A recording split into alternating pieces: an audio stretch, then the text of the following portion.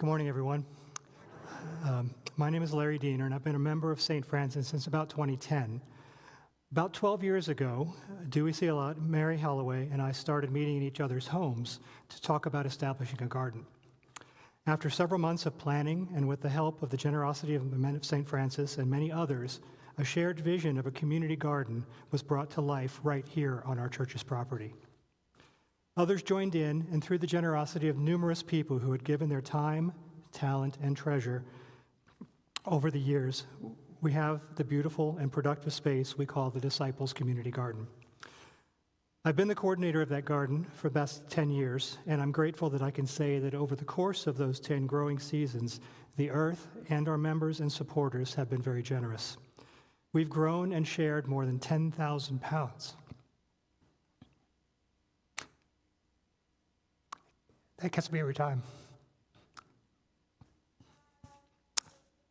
We've grown and shared over 10,000 pounds of organically grown produce and shared them with our community. But our work hasn't been just about giving. It's been about inviting. The Disciples Community Garden is a place of peace and connection where all have been welcome since day one.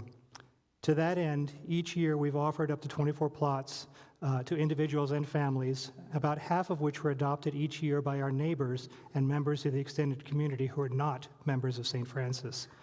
We spent countless hours working and sharing our lives together as stewards of the land and each other. So with that context, I'm going to take a page out of Kelly's book and ask you to be participatory here with me.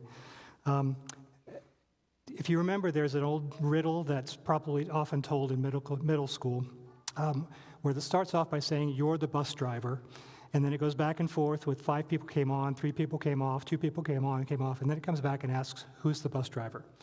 And by that time, you've forgotten. But I don't want you to forget, each of you is the gardener in this story, so keep that in mind. You are the gardener.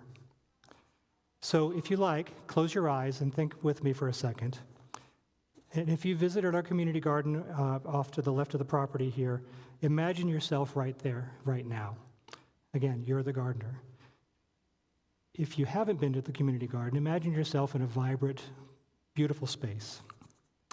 Think about the raised beds before you growing produce. Think about the bees on the flowers and hearing the birds singing all around you. Hear the conversation and the laughter of those working with you and feel the generous love of God abundant in this space, and just take a deep breath. Once just an open, empty patch of dirt, grass, and stones, now bursting with life.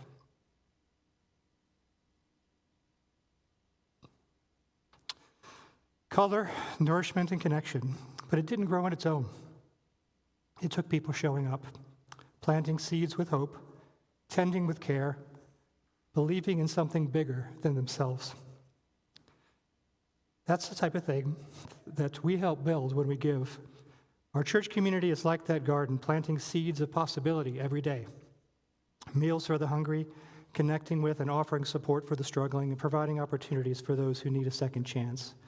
But just like that garden, none of it grows without generosity. It takes hands like yours. It takes hearts like yours. So feel free to open your eyes and think about the generosity of this space right now.